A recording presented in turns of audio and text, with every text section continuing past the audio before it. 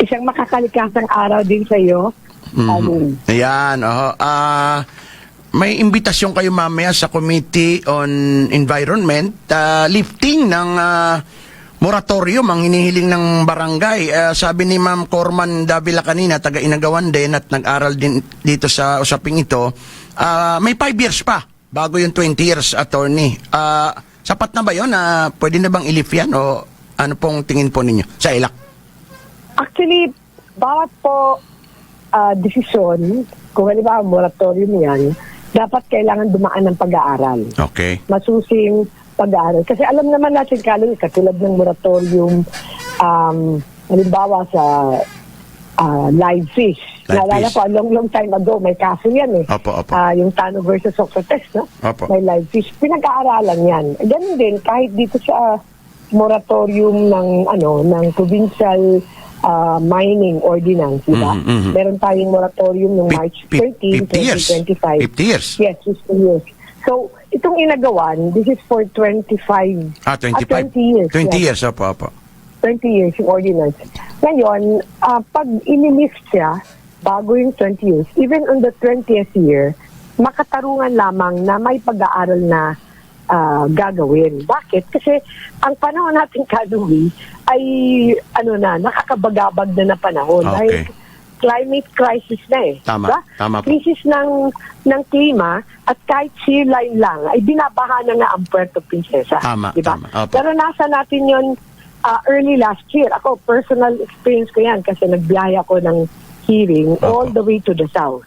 So, ang sinasabi natin, mawalang galang na po doon sa barangay, sana po ay nagkaroon ng asembleya at sana nagkonsulta din ng mga dalubhasa. Kasi, ang simula nung ang moratorium ay itinatag, marami na rin dinaan ng hamon. Tama. Ang Kamuning, ang Inagawan Sab, di ba? Magkakatabi yan eh. Opo. Inagawan Sab, Inagawan. Dikit-dikit. At merong dyan, I understand, no? Nadaanan ko rin yan na there's a bridge there naman nagko-converge ang river at ang dagat. Matnog. At hindi mo talaga... Matnog Hindi River. mo siya yes. Opo. Hindi mo siya you cannot change that kasi normal course eh. Opo. Tapos binabaha rin, di ba? Aha. So, ang atin po, dapat may pag-aaral, cost-benefit analysis ba, di ba? Meron tayong batas on Philippine Ecosystems and Natural Capital Accounting Act. So, merong siyensya na kailangan gawin at doon sa batas na yun, kinikilala din ang karapatan ng kalikasan. Hindi lang ng tao, no? Kasi alam natin, mahalaga tayo yung apektado, pero yung mga halaman at hayop na hindi natin minsan napapansin at nakikita na may malaking kaugnayan sa ating buhay, di ba, ay napakahalaga din ng papel para tayo ay tuluyang mabubuhay. Kaya itong mga iba't ibang bagay na tinatalakay ko, dapat bahagi ito ng pag-aaral. So, ang kahit po namin sana dun sa barangay, ay sana po pag-aralan nila, gumawa ng assembly, no? Pag-aralan talaga, kumuha ng dalubhasa bago po ito imumungkahi. Kasi alam ko, may pressure dito sa kanila, no? Sa naririnig po natin, anecdotal evidence to, pero kahit na yung quarrying sa Langugan, Concepcion, Linduyan, Kaluwi, lahat ng maraming communities dyan humingi na ng tulong sa ELAC. Bumunta na rin kami ng parang public hearing sa Committee on Environment noong February. Tapos naalala ko last week, yung isang kagawad na susulong ng petisyon, ay sabi niya, parang siya na lang mag-isa, ay hindi na rin siya tumutol. May ganyang pressure eh. Kasi, siyempre, yung construction activities dito sa syudad, ongoing. Pero, at saka yung buhangin pala dyan, attorney, no? First class siya. Siya lang yung buhangin na pumasa doon sa quality control ng kaap. Kumbaga, pwede siyang ihalo sa semento na ginagamit niya sa runway kasi matibay. So yung first class yung buhangin diyan, kaya medyo interesado din yung iba. Now, ito pong bang nababanggit nyo na dapat may pag-aaral. So hindi sapat yung barangay resolution, kailangan meron siyang mga pag-aaral, documents May na... scientificong batayan. Yan. Oo. May scientificong batayan na hindi maapektuhan, di ba? Hindi na mauulit na babain Yun. yung mga mamamayan. Kasi kung walang absolute certainty, diba? Kung walang garantiya na hindi mangyayari yun, mapanganib sa buhay nila. Magastos din sa ating kaluwi, ha? Magastos sa gobyerno. Pag binaha yung mga mamamayan, gagastusan yan, di ba? Disaster relief. Ilang milyon yan, di ba? So mag-cost benefit ka. Ilang milyon yung gagastusin kung gagamitin mo yung buhangin dyan, di ba?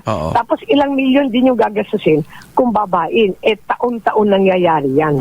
Hindi naman kailangan ng bagyo para bahain. So, ang ating pong sinasabi, dapat yung social impacts, yung environmental impacts ay pinag-aaralan. Yung desire natin na may construction, may kikita diyan, di ba? Siyempre may kikita diyan. Natural. Garantisado, di ba? Quarry operators, contractors, di ba? So normal 'yon, pero sana isaalang-alang din natin yung kabuuang kapakanan ng ating mga mamamayan. Yun yung palagi nating sinasabi. Para hindi ito malayo sa usapin ng pagninina, di ba? Hindi malayo kasi ganun din yung maliitan lang to. Maliitan lang to, attorney. Maliitan siya, pero ang kasi ang parehas lang. Issue dyan, halimbawa kung dredging, di ba? Sinasabi nila hindi na quarry, attorney, dirty, kundi dredging. Pero ang guidelines natin sa dredging provide that you have to maintain, dapat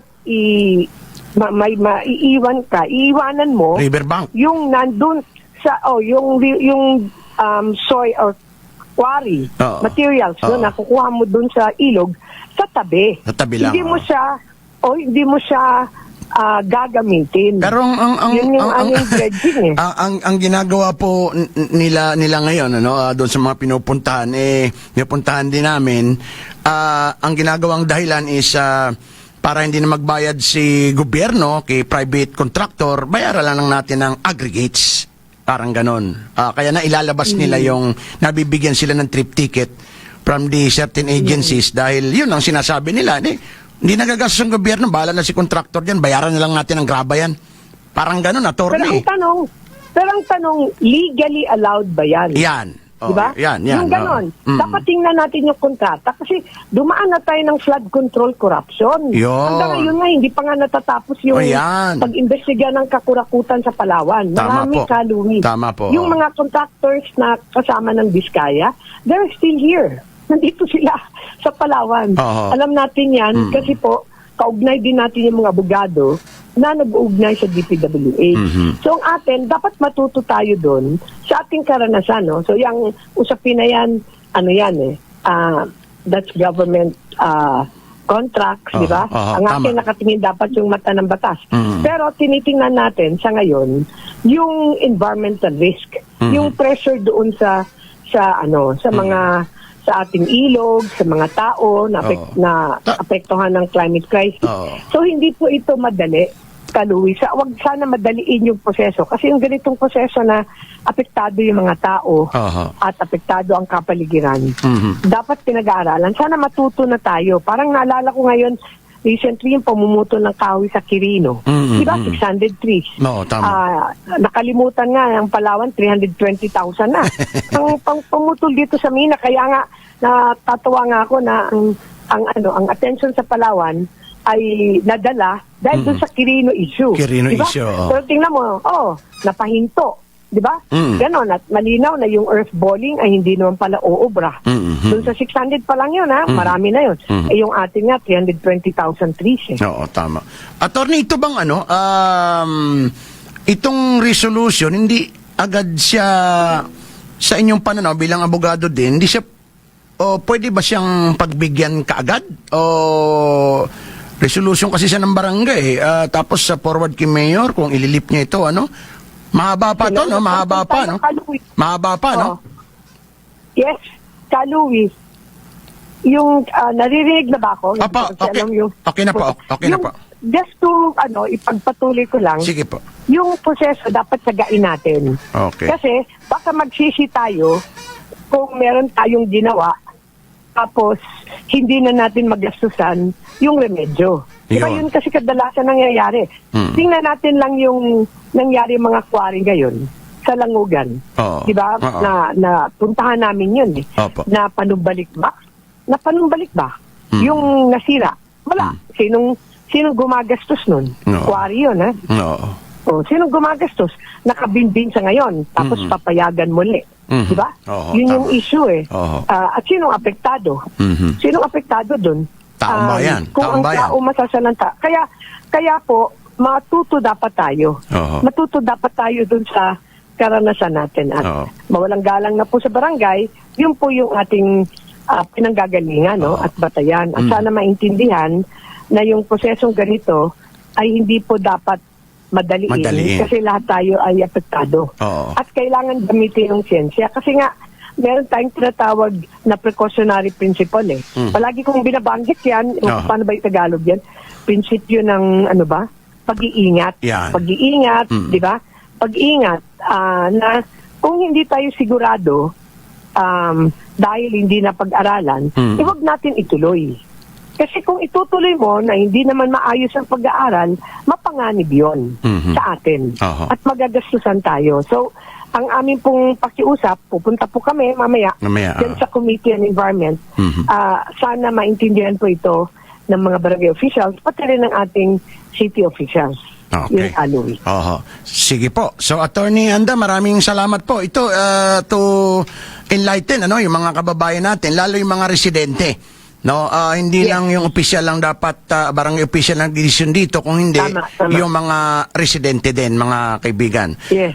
Okay, si Attorney. Maintindihan din, tama. Opo. Salamat Yes. po, Attorney, sa impormasyon, at magandang umaga po sa inyo sa ELAC. Attorney Jerty. Yes, welcome po. Mabuhay po kayo. Isang makakalikasang araw muna. Ayan, si Attorney Jerty Mayo Anda.